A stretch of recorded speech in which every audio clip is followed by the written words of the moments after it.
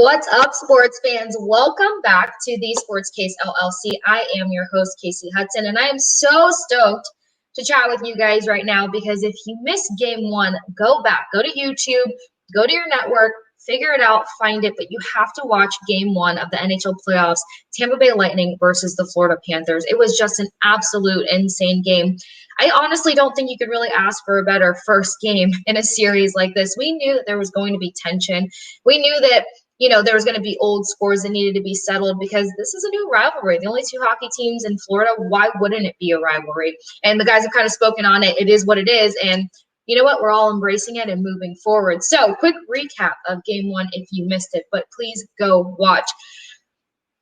Tampa Bay Lightning sealed and improve their record to 12-17 for game one victories when it comes to playoffs and stuff. So super bravo out of that. As for period one, it was the Florida Panthers that almost got on the board first, but it was a tap to Vasilevsky's pads that got it called back. Fingers crossed.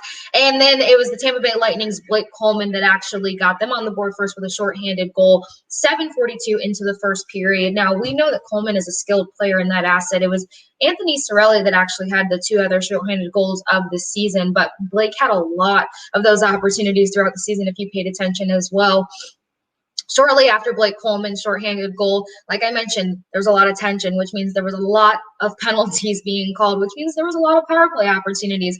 Florida Panthers go on a power play and leave it to their captain, Barkov, to level the score, make it 1-1. And, just a quick touch on Barkov. He's the captain for a reason. He just knows how to control the pace out there and give his guys opportunities to score. And, he did that shortly thereafter. Now, a name that should sound familiar to you guys is Carter Verhage because he is a Stanley Cup champion. He was a big contributor to our team in the bubble, and he got snatched by the Florida Panthers in this offseason because Tampa Bay Lightning had some cap issues, which is fine. Good placement for him because he is having a career launch. He did great things for us, but he's taken his hockey to the next level with the Florida Panthers. You can't hate him for that, but he gives the Florida Panthers the lead. It was roughly 16:31 into the first period. First period closes out 2-1, Panthers up.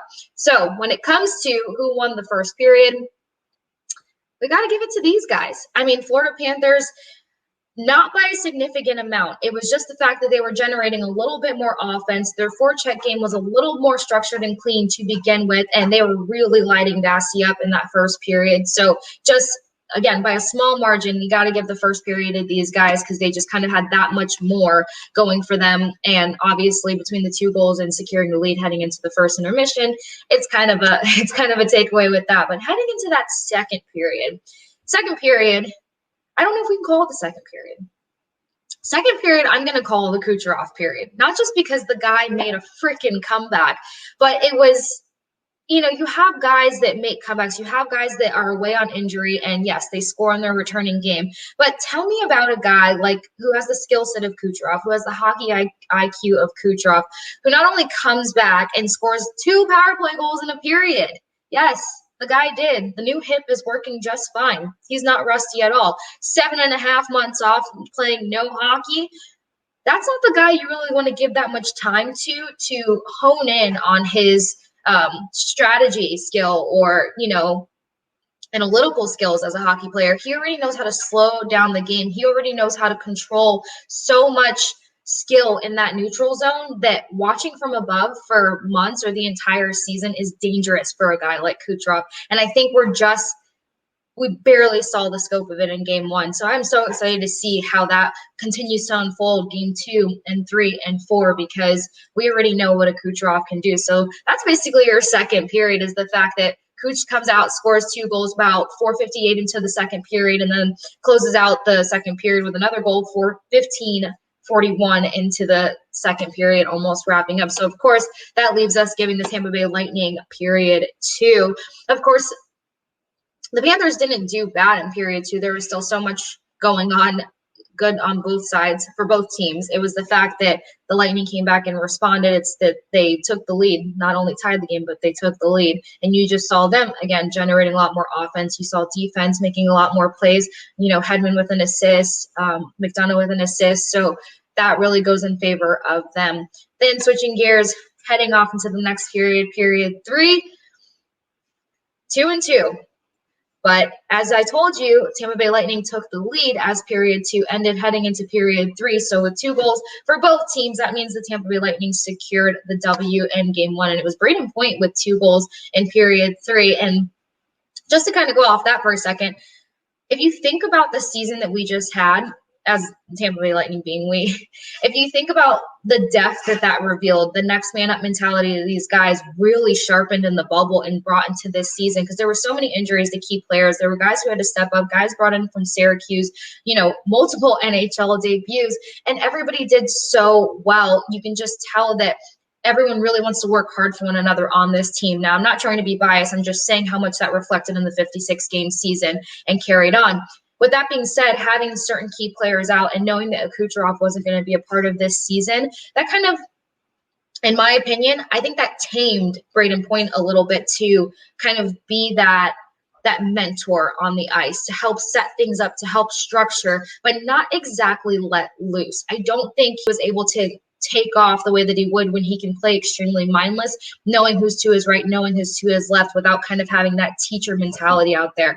Tell me you guys' thoughts on that one, though. If you look back at some games, because, he had to help start grooming some guys and getting some guys acclimated out there on the ice, and everybody wants to do that to make sure that everybody is generating the best possible plays and skill set to their capabilities. So that's just kind of my thought on that. So I think we're going to see that Braden Point in the playoffs. I think we're going to see him take things to another level. Now, mind you, he has career high points as well as goals, because he was relied on throughout this 56-game season. But I think it's just going to go to a whole nother level now that he can be mindless playing on the line with Kucherov. There's just that chemistry there. It's undeniable. He doesn't have to overthink it. He can just, I don't want to say assume, but he can play to the puck the way that, you do. You go where the puck's going to be and you make that move. We need to see a lot more one-timers. We need to see less over puck handling. We need to see a lot more goals going to the back of that net, a lot more action and not too much over processing. So that's my whole recap when it comes to Braden Point, and it showed in period 3 of game 1, and he obviously scored the game-winning goal. So this was an amazing first game. Quickly touching on the tension of this game and this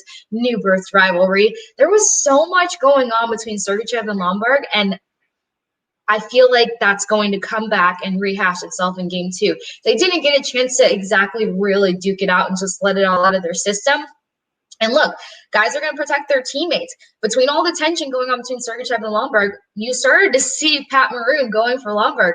I want to see that fight. I want to see the big rig take on Lomberg, because Lomberg, you can tell, is out there. He's like the nagging little sibling.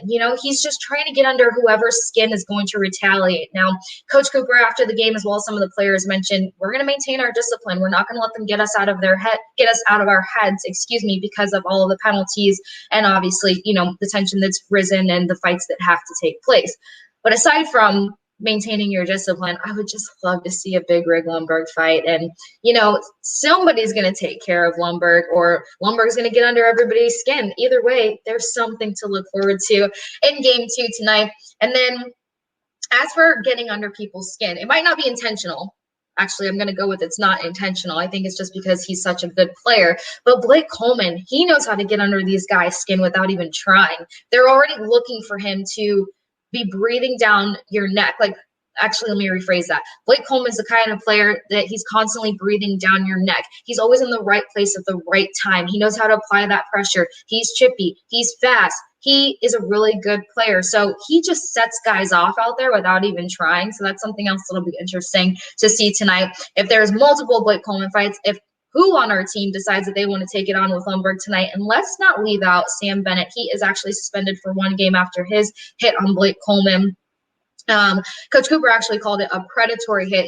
It was boarding. It definitely was not a good look for Sam Bennett, but you could tell what his role is partially going to be with the Florida Panthers. He's going to be a muscle role. He really likes to set people off, and he gets tempers flared. And he's a pretty sizable guy, so why not in that sense? But I'm pretty sure it's tonight's game that he will not be a part of after that hit on Blake Coleman.